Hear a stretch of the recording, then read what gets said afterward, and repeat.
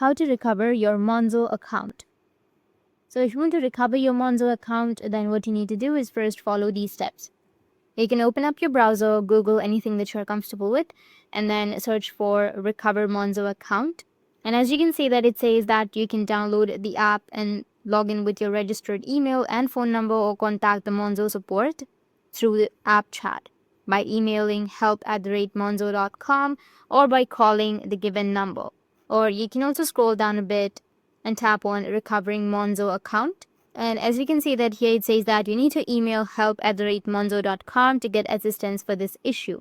So you can tap on contacting support, scroll down, tap on email us, or you can also call to the number which is right here on the screen in order to get some help, or just go with the email which is help@monzo.com.